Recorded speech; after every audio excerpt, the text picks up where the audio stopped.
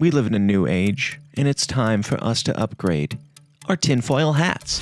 Operation Tinfoil is a freedom-focused small business and trusted sponsor of this show. Their super comfortable new line of beanies and baseball caps will not only crown your skull in style, but each of these dome defenders is lined with a silver mesh that blocks up to 99% of EMF radiation from cell phone towers, Wi-Fi, Bluetooth, and yes, even 5G. We don't know what EMF radiation does to the brain long term, but neither do they, so don't be their guinea pig and don't wait around to find out.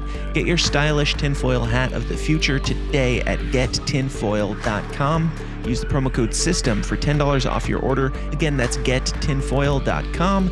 Use the promo code SYSTEM for $10 off your order.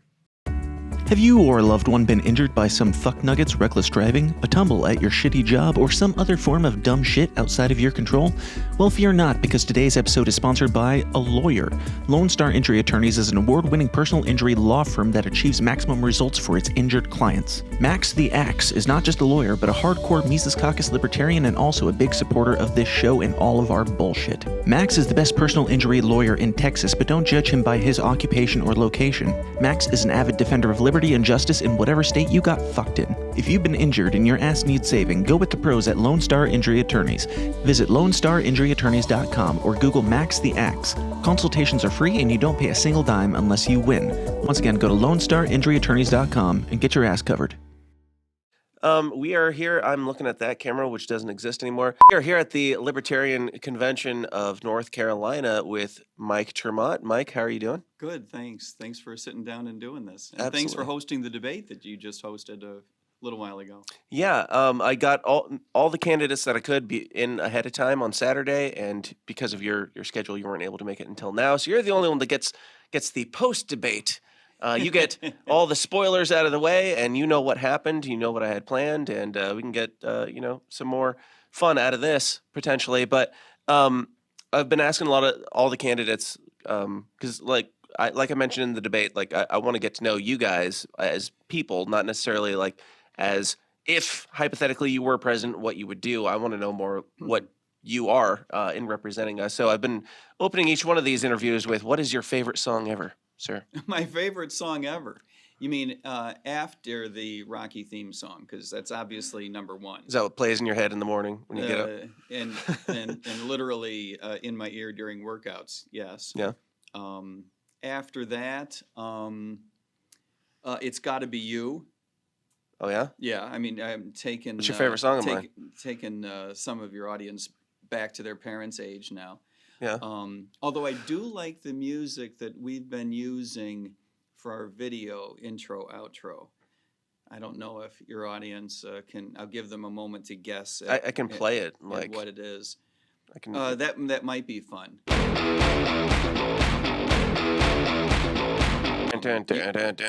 You can't go to hell if you're already there. Yeah. So explain that. What's the meaning behind that? There's definitely some. There's a little bit, besides the fact that we just like the music. Yeah. You can't be sent to hell if you're already in hell. And I think that means, among other things, I think that it means that we need to stop worrying about risks that we're running, because we're already at the low point. Our government has already gone off the rails. Our country has already gone in a bad direction. We're already in hell. In some form of it, or at least en route. Yeah. And so I think that it's high time. No, one should argue, I think, that high time was a long time ago. But it's high time that we take some fairly radical measures. Because if we don't, it will be too late. I'm not certain it's not already too late. I have publicly pushed for the Libertarian Party to change their slogan to I don't remember what it is in Latin, but in English it was "Save yourself from hell." Would you would you get along on board with "Save yourself from hell"? Hell being the Libertarian slogan. Slogan, logo. A slogan on the logo. Yes. Yeah, I'm down with that. I do like the idea of saving us, not just yourself, because I do think that we're all in it for each other in some sense, and I think that we're in it for a lot of people who are not libertarians, libertarian-minded. We're in for a lot of people who are just fellow Americans and people all over the world. I mean, let's be honest. Changing American foreign policy would benefit a lot of people who are outside of the United States borders. Yeah. Now, I've talked about you being a cop every time we have a conversation. You went from being a cop to running full time. Was it a quick transition from being a cop to being a libertarian? And No, I was a registered libertarian before I became a cop. okay, from being a cop to being a politician. How So quick? running for office? Yeah. I started running for Congress while I was still a police officer. Okay. And Was that as libertarian? I don't remember. yes, as I will repeat it for you. I mean, because like I know you find this running hard to as a believe. libertarian. I'm not I I'm not was questioning a whether or not registered you are a libertarian libertarian. before Okay. I was a police officer. Okay. I legitimately didn't remember. I'm not saying you're not a libertarian. I know you've gotten a lot of that this week. It's fine. And ran for Congress, District 20 in Florida, Mhm. while still a cop. The campaign got delayed in some sense by the governor, who decided to leave District 20 open for as long as possible because it's one of the bluest districts in the United States. Mhm. So DeSantis didn't want it filled anytime soon. So it actually ran all the way from Elsie Hastings, the incumbent, passed away in like March or April of 2021. Yeah. And the election wasn't held until January of 2022. So we were out there pounding the pavement and passing out literature door to door in the Walmart parking lot for a long time. Yeah. I retired as a police officer in the middle of that. Gotcha. You went from also being a Florida man to being kind of a DC area man. What was the reasoning behind that? No, I live in Eastern Virginia, about 2.5 hours east of Washington, D.C. It's Gotcha. a house that I had already owned. I had carried it for 20 years, Yeah. living in Florida. And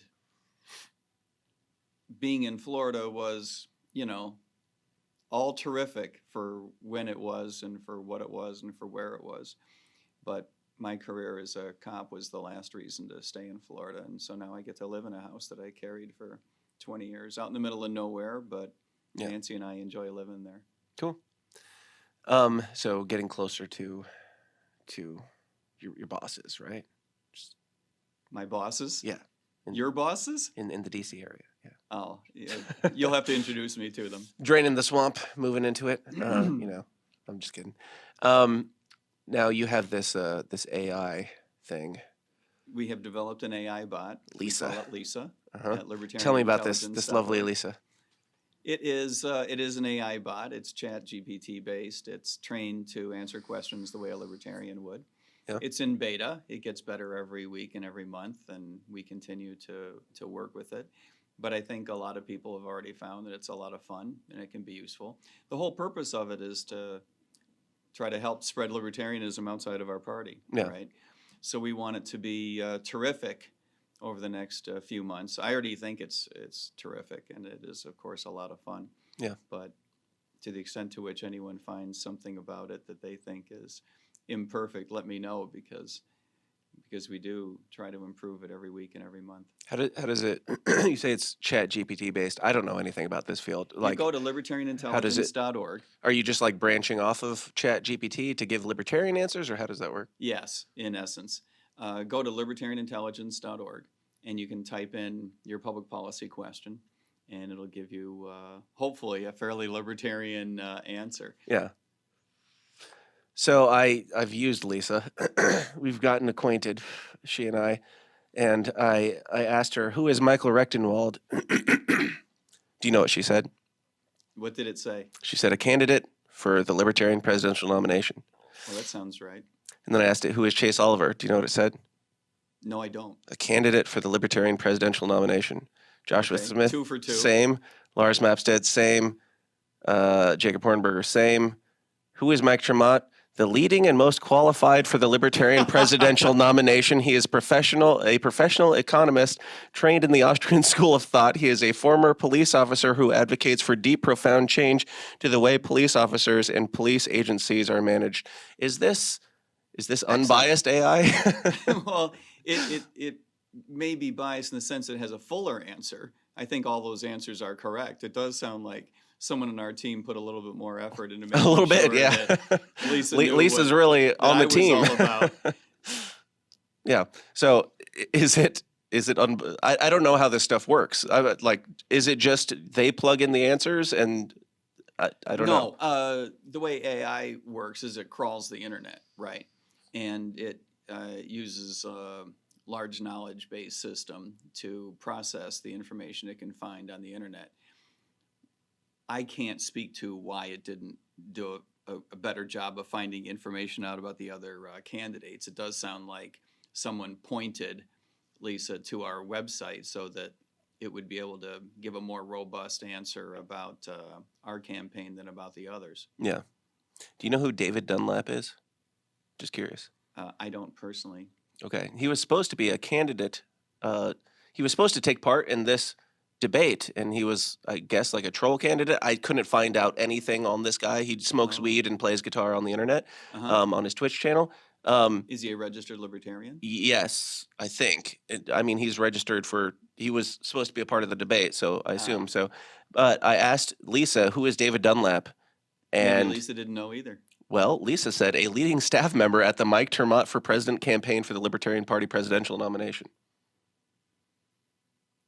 No one This I've guy ever who's heard been of. attacking me on the internet, is he working on your campaign? Because Lisa seems to No, think so. That's very funny. No, I don't. I don't know who he is. Now, I also asked it, who is Toad? Oh, What do you think she said? I don't. You'll have to fill me in. I don't know about the conversation that you had. We've been chatting all night. We're good friends now, me and Lisa. That's great. She said, Toad is a fictional character from the Mario video game series created by Nintendo. He is a loyal and helpful friend of Mario. So still had more information on Toad than your Chase Olivers or Jacob Hornbergers. But I asked it, who is Joe Exotic, and she had no fucking clue. So Oh, well, that's too bad. Joe's PR campaign needs a little boost, it sounds like. it's a shame. But, Yeah, you know, that's too what are you bad. going to do? Maybe he needs his own AI. But, But if Joe shows up in future debate questions, Mhm. maybe that'll Like it'll raise populate it public more. awareness Yeah. of Joe. I'll leave that in your hands. Yeah, well, I'm not making AI. I don't trust it. Are you? So, what is the goal with Lisa? Is it just a fun thing, or does it have more value to it here?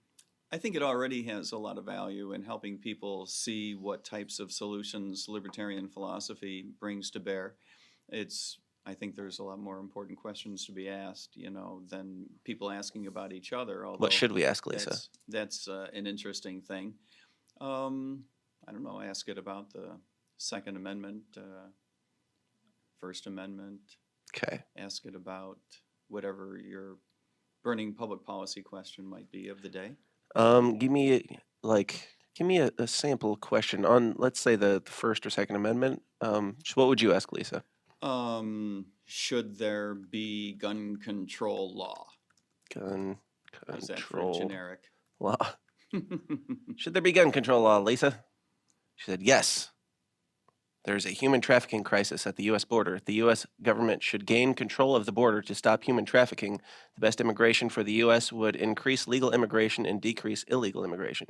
I think it misunderstood the gun control aspect of it and just went for the control issue. So we're supposed to shoot people at the border. That's the answer to gun control. You got another question we should ask Lisa? We're just testing it. Ask about should free speech be protected in America? I'm just coming up with generic things. Should free speech be protected in America, Lisa? No. Okay. Is that true? It really said that? I can show you. It's there. It says, no, we don't support insecure borders, but we do support secured open borders to promote the free flow It of has travelers there's and some immigrants. confusion about. We believe that immigrants should be legal, safe, and orderly. We believe that all immigrants should be subject to. Well, that's So- all true, but it didn't understand the speech question, apparently. Yeah. So I've made jokes about you being a Fed in the past. So the Fed is. I don't think you're a Fed, Dan. I'm not. I don't think you are either. And I've made jokes about you being it in the past. because of like being a cop and working for the government and having AI now. But your AI is bad enough that it seems like you might be a libertarian. It seems like you're convincing me. Yeah, it sounds like it's giving wrong answers to right questions or right answers to wrong questions. It sounds like it got confused about the border versus speech. I don't know. I don't know what it's answering, but I allowed you to ask it your questions. So you said if you see any bugs, let me know. I'm seeing a couple bugs, but it does make me think you're more a libertarian because we're really technically we're generally bad at technology. Questions that made it confused. I understand that happens. It's all good. We'll work on that. Now I've heard you before deny that anybody has ever compared you to a Gary Johnson type. Do you still stand by that statement? I stand by the statement. You're the only one who's ever asked me about that. I can't say no one has. So what do you say to the allegations that you're just another Gary Johnson? I don't see it. I honestly don't see it. I don't even know where it comes from. As a matter of fact, you're the only person who has said it to me. I have heard people compare you a little bit to the Gary Johnson type. You're buttoned up and official. Name one human being who thinks I have anything in common with Gary Johnson. Go ahead, name one. I can name two, and they're both on this show. On Josh Smith's show, you also said that my show was sundowning, and it's a little show, and just wondering if you stand by that. I have never used the word sundown as a verb referring to your show. So, no, I do not stand by that. I didn't say that. I watch The System Is Down religiously. Dan Smots is a very good friend of mine. Dan Smots and Dave Casey both called you out on it on the show when you were on The System Is Down. Yeah. Well, I believe you, but they say a lot of weird things, I don't keep track of that. I don't think I ever made reference to you having dementia. Something to that effect, that little show is fading out, I'm pretty sure is what you said. Something. Your show is fading out? Yeah. Yeah, I don't know. Maybe you're referring to something else. I'm not trying to be coy. I think that is the clock striking 13 on that little podcast that you mentioned there. I don't know a lot about your audience. I'm sure they're hanging in there with you. I have no reason to believe they're fading out. Well, I'm making your next ad, so how do you feel about that? I think it's terrific. I'm still gonna do my best, no matter what you say about me. I'll poke back on the internet. Bad about you. Okay, that's fine. So there's nothing that I wouldn't stand behind. So that time where you posted not to get Irene mad at us. You don't remember what that was about? I said what? You said don't make Irene get mad at us or something like that on Twitter, and we had a little back and forth. Do you remember that? I don't, but that's good advice. Okay. That is good advice. She's a wonderful Irene woman. mad at us. Yes, we should never make Irene mad at us. Sorry, Irene, for all of this. Now, I would share that advice with anyone. Don't make Irene mad at us. Sure, absolutely. I did have a question. Somebody, I don't remember who it was here, said, can you ask Mike Ter Maat? Apparently, you are on the record as saying that war is in fact not gay. Do you believe that war is retarded? I believe that war is stupid. Okay, that's a very safe answer and a good one still. Would you agree with that? Of course, yes. I would say that it's stupid, it's retarded, it's generally quite gay. Anyway, there is... I don't find war homosexual. Well, when they're... are you familiar with what the reference is? Do you know the War is Gay ad by Jeremy Kaufman? Yep. Where he's saying that they're using identity politics to perpetuate war. And so he's saying... That's not what he said in the ad. What did he say in the ad? I saw the ad. He didn't make any reference to identity politics being used. It was tongue-in-cheek and satire, but what do you think the message was of that ad? You'll have to ask Jeremy. He said war is gay. I didn't. Well, you said that he didn't. He didn't make an explicit reference to there being identity politics behind our foreign policy. Do you think that there is? Identity politics behind our foreign policy? Yeah. I think that elements of our foreign policy are biased culturally. I suspect that there's probably some racism there. I stand here today a proud first-generation Latina and officer at CIA. I am unapologetically me. I want you to be unapologetically you, whoever you are. Know your worth. Command your space. This is the story of a soldier who operates your nation's Patriot missile defense systems. I also marched for equality. I like to think I've been defending freedom from an early age. When I was 6 years old, one of my moms had an accident that left her paralyzed.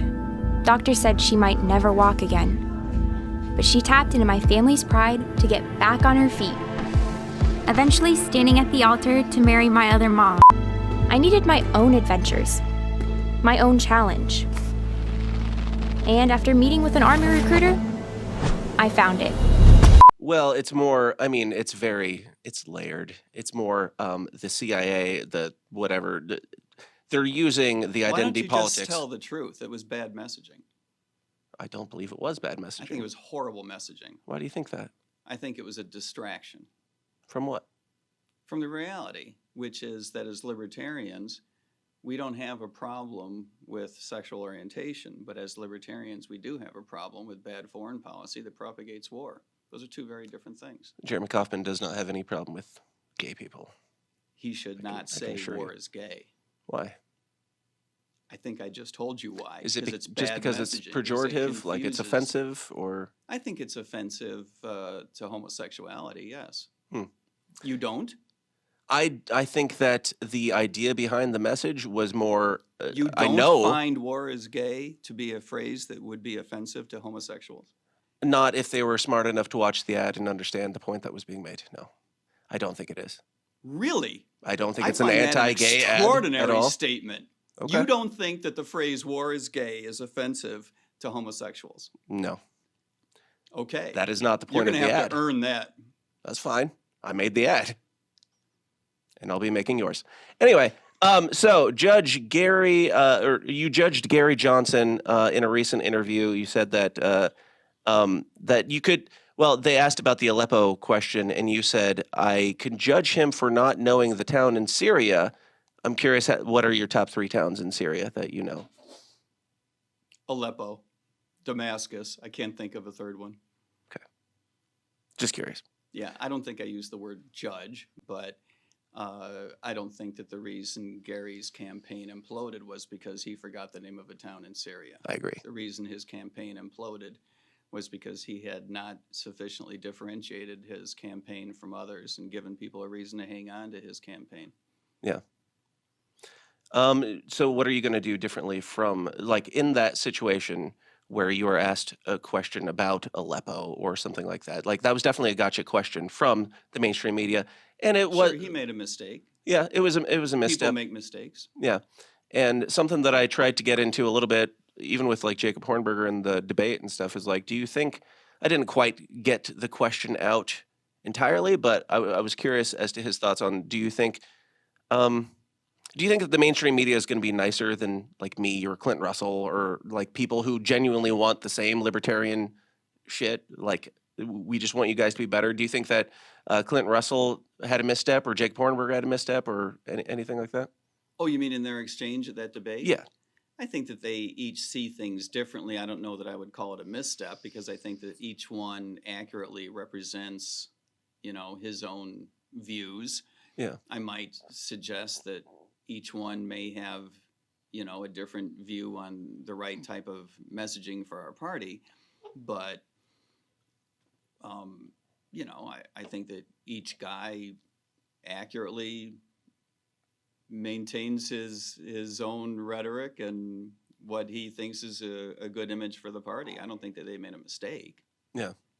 I could be wrong. I mean, you'll have to ask them. Do you think that do they Clint think Russell that they- was? Do you think that Clint Russell was conducting McCarthyist style interrogation to destroy lives and get people to believe that certain candidates are not qualified to be president?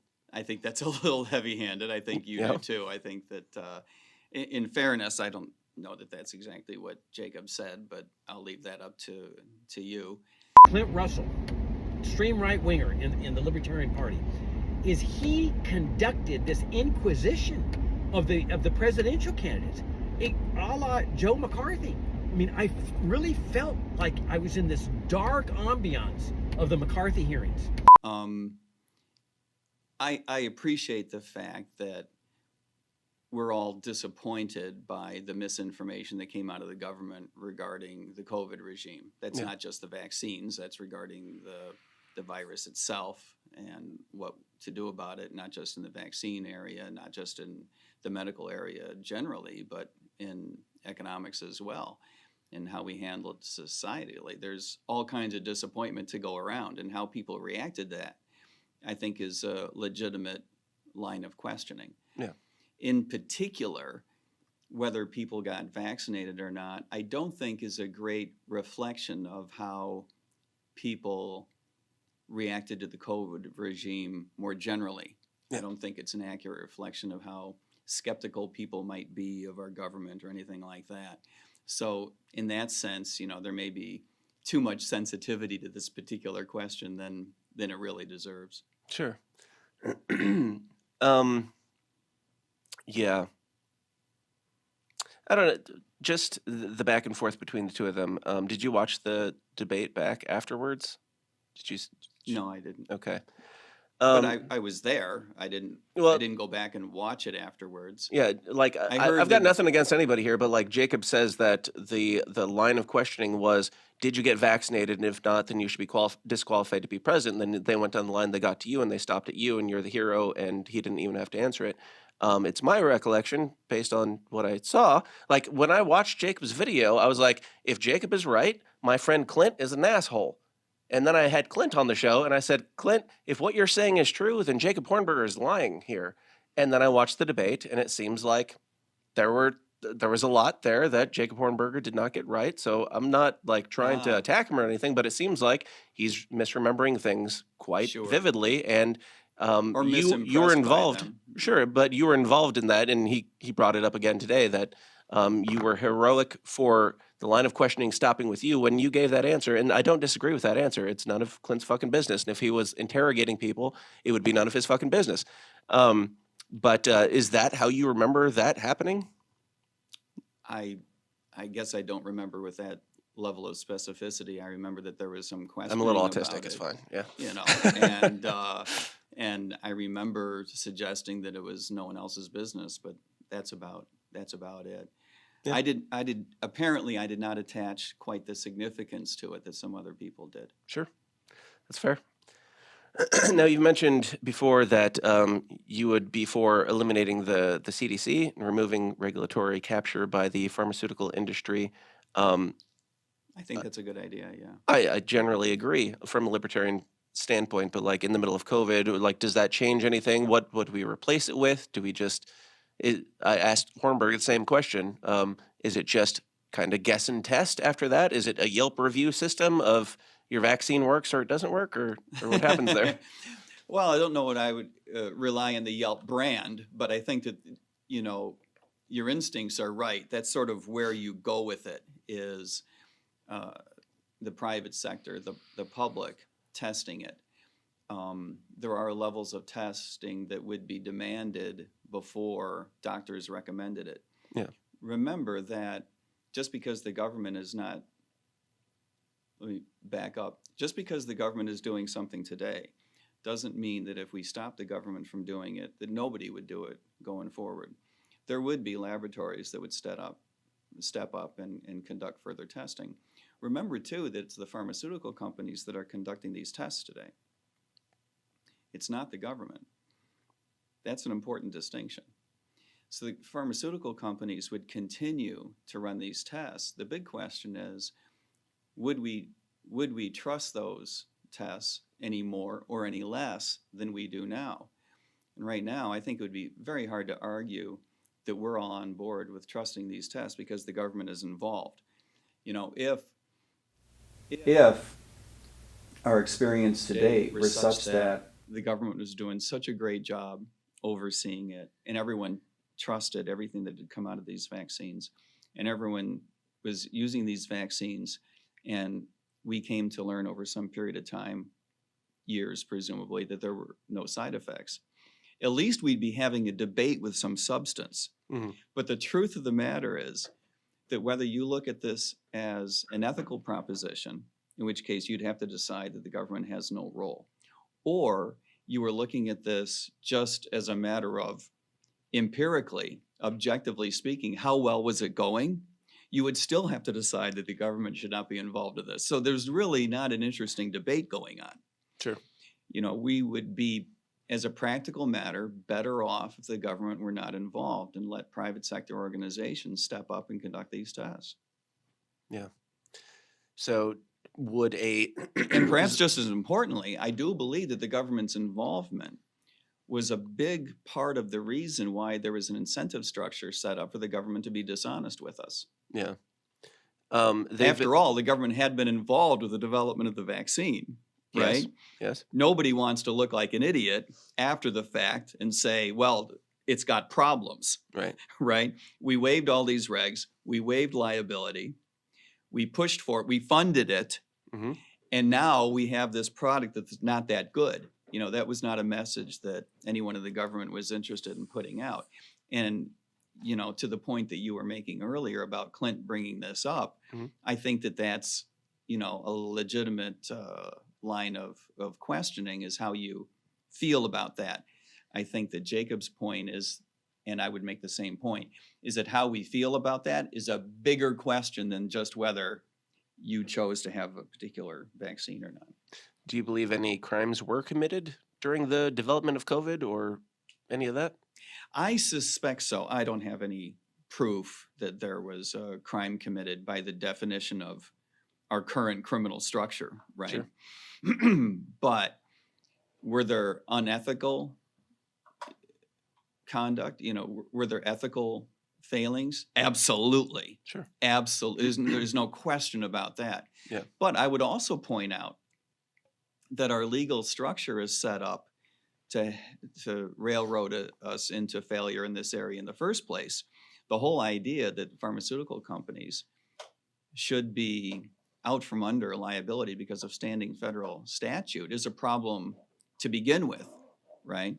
And then you layer on top of that the fact that the federal government said that it would conduct testing for the past 20 years on the side effects of the vaccine schedule and hasn't done so.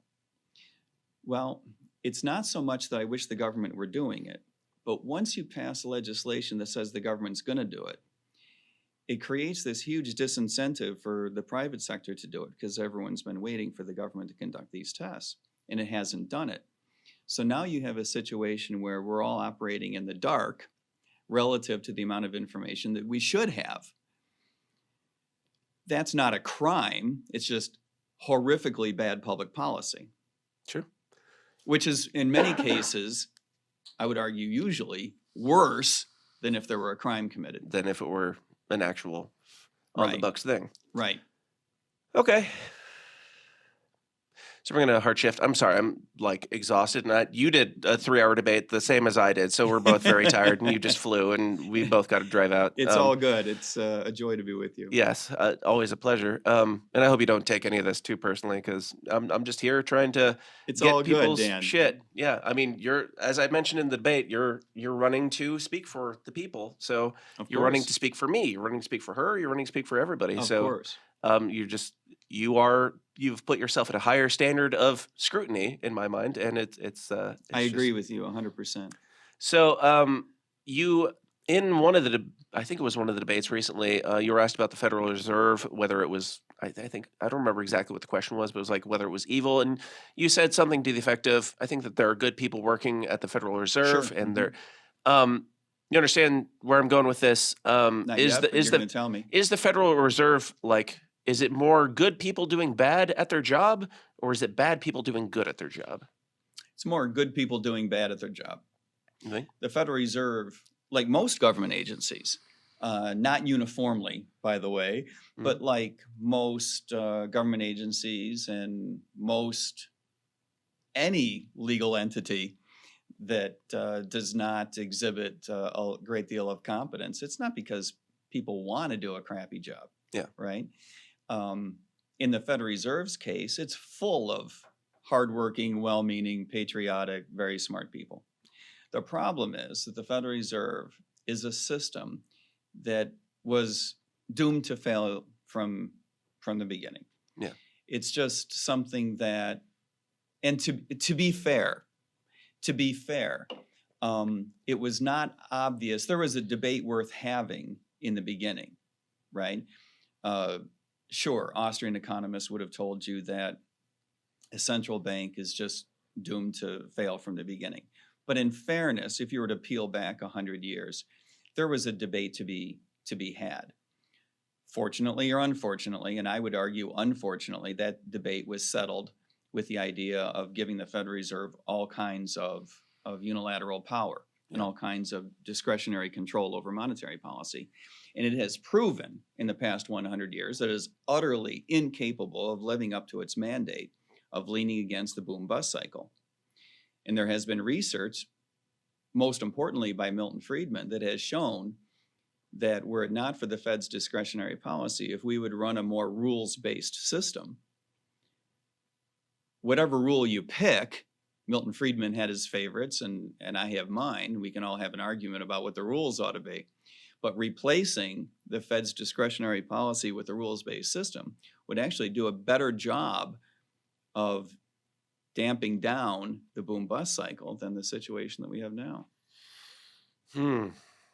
So Shane Hazel, and I mentioned this to Lars also, Shane Hazel calls the like the Fed and the system calls it a murder cult.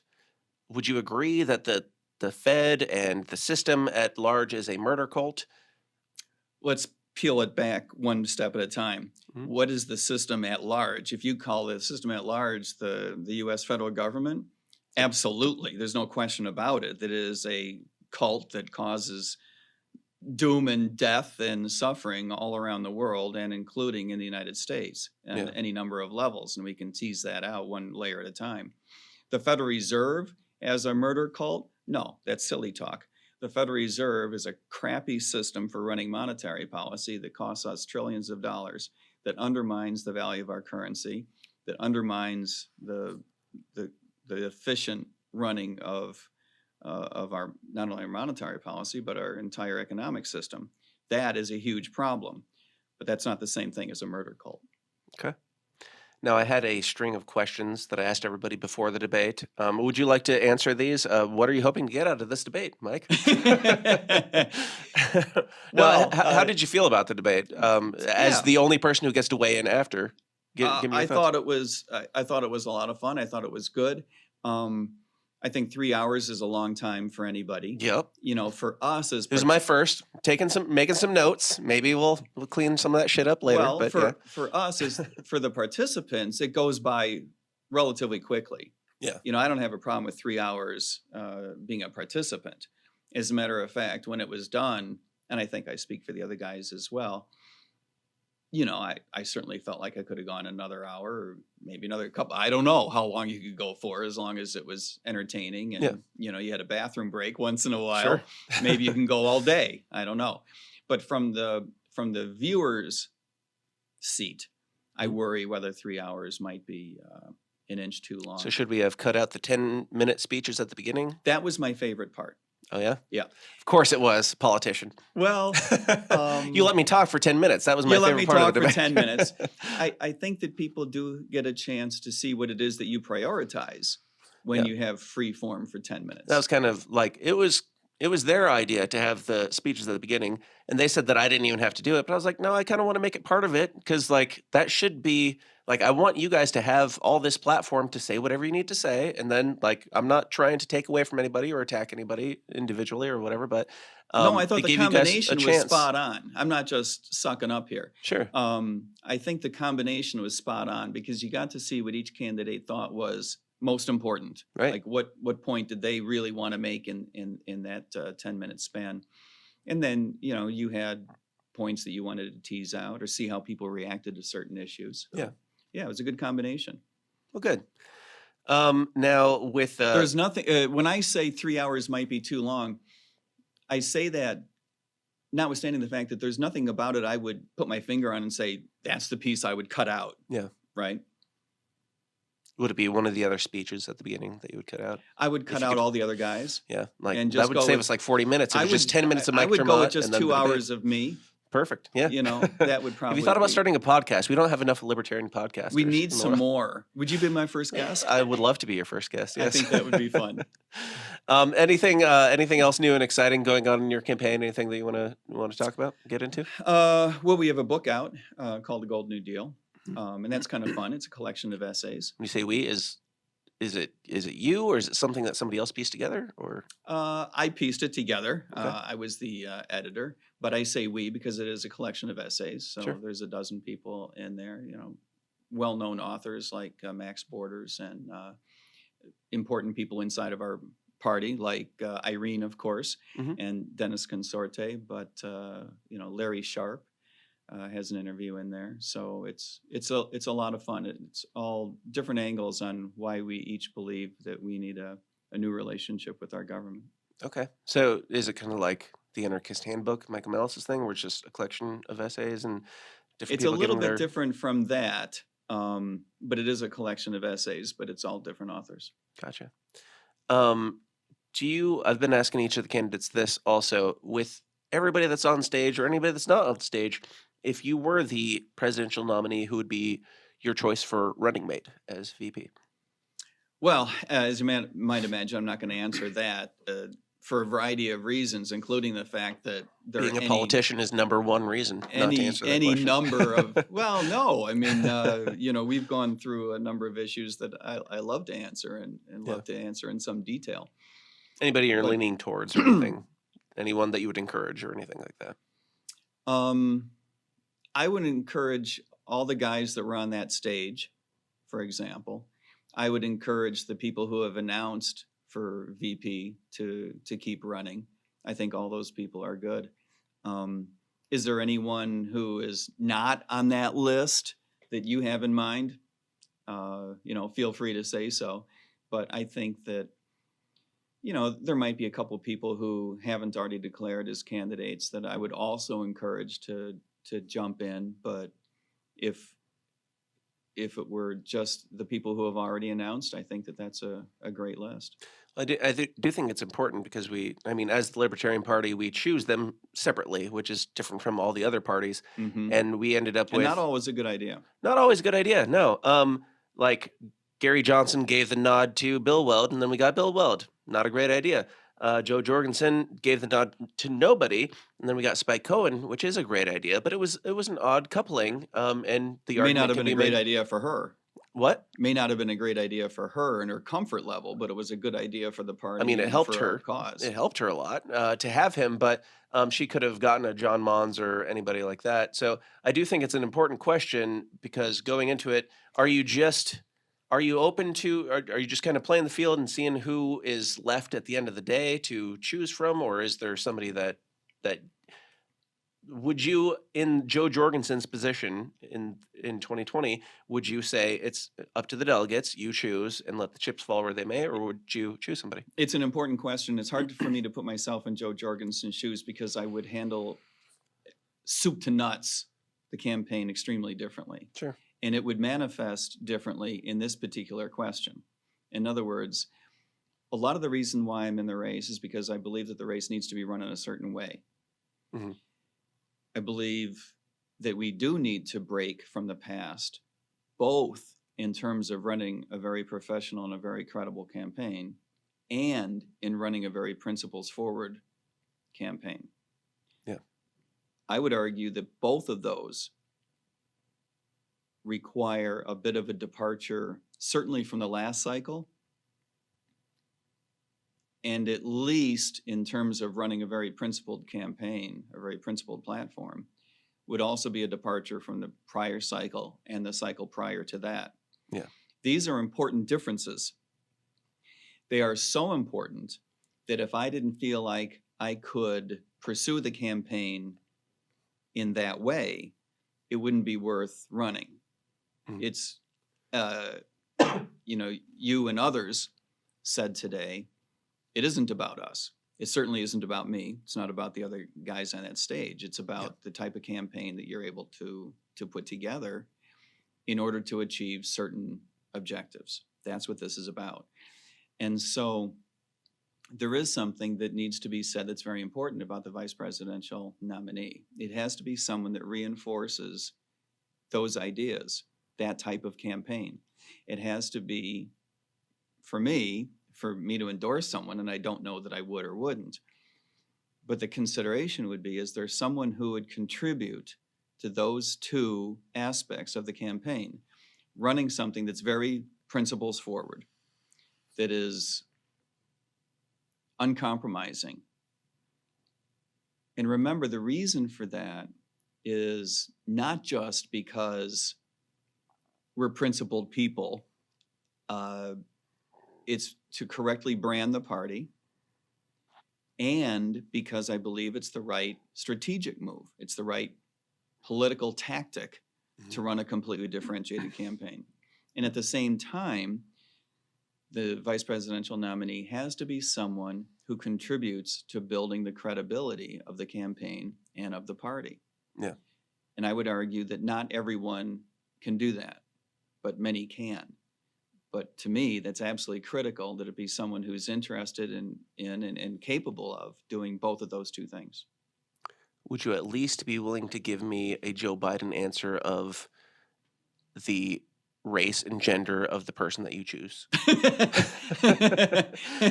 Preemptively. Okay, I would go with anyone on that stage as So a long white as man? it were a black female. Oh. That narrows the field Yeah. quite a lot, Yeah, yeah. depending on how they identify. Or any of the declared candidates for the vice presidential nomination, as So- long as they were a black female. Is it just Clint?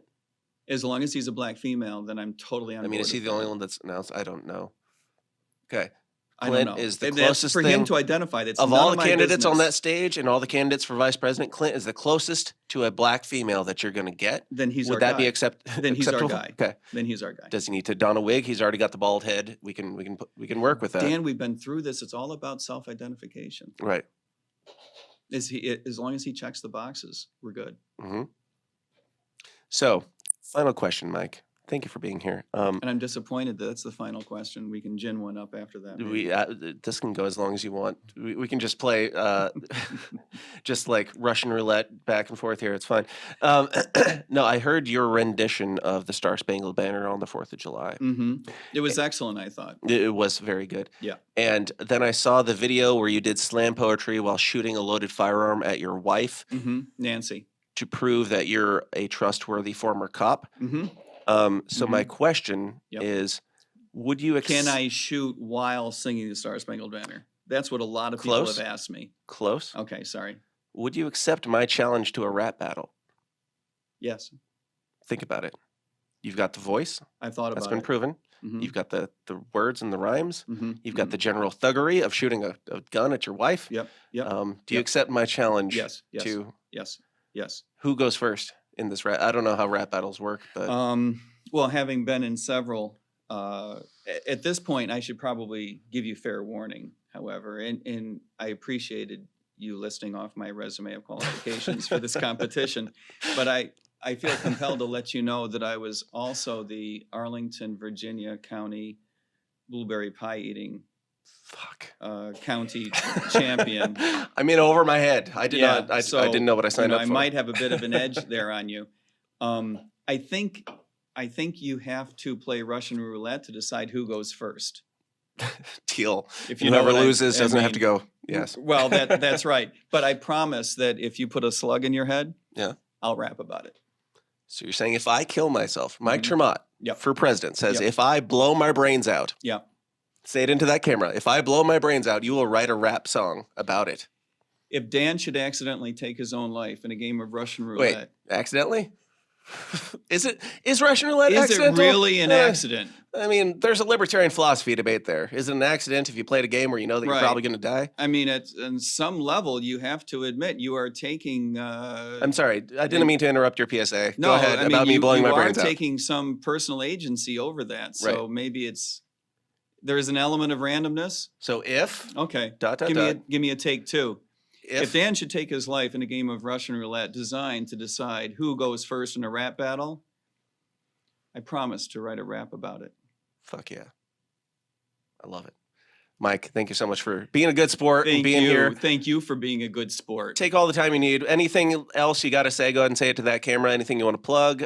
Where can people find you? Or any final thoughts you got, man? I would encourage everyone to go to MikeTermott.com because my real contact information is there. Drop me a text, drop me an email, let me know. Awesome, Mike. Thank you so much, man, and good Thank luck on you. the campaign trail. Good to see you. Good to see you.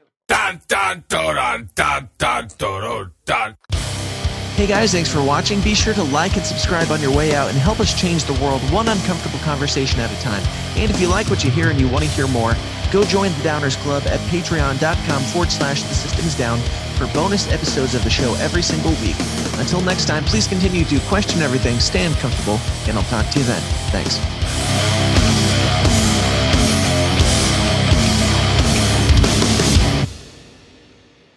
This concludes our broadcast day. Click.